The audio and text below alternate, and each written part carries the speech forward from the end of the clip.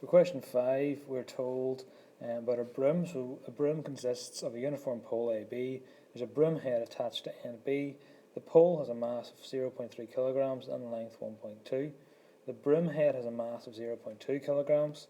And Lucy carries the broom by resting the pole on her shoulder at point C and exerting a downward vertical force at A, as shown in the diagram in the paper.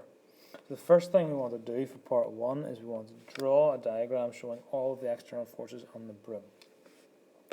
So if we sketch out a diagram, we're going to have our broom head here, okay, which we know is going to weigh 0.2, so that's 0.2 g.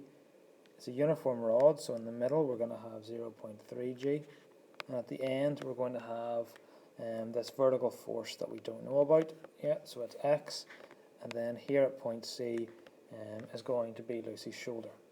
So we're told this end is A, this end is B, and then that pivot then is going to be at C.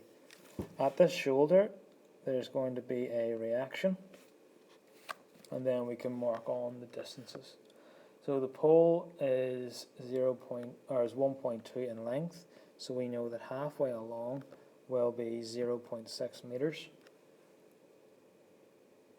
We know that AC from the question is then 0.3 meters. So you've got all the forces marked on.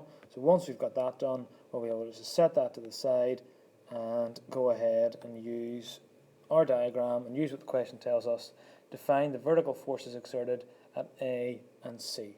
So we're looking for X and we're looking for R. So for part 2, we're going to choose a point to take moments around. We always choose a point that is going to eliminate one of the forces. So if we choose point C, so choose the pivot at C to take moments around, that's going to eliminate R, which means we can find out what X is and find R later on. So if you can remember, when we're taking moments, we can say that when it's in equilibrium, that the clockwise moment is equal to the anti-clockwise moment. So clockwise, we're going to have 0.3 g multiplied by 0.3, which is its distance away, plus the 0.2 g, which is 0.9 meters away, and then that's equal to 0.3 x. X is the vertical force, and it's 0.3 meters away.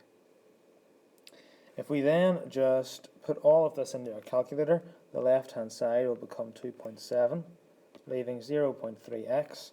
So x will simply be 2.7 divided by 0.3, which will just come out as 9 newtons.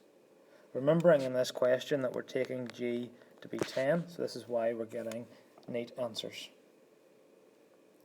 Once we've got x, we're able to go ahead and find r by looking at the vertical forces. So the vertical forces are going to be in equilibrium, which we're told in the question. So then r is equal to x plus 0.3 g plus 0.2 g. So r is simply 9 plus 3 plus 2, so r will be 14 newtons.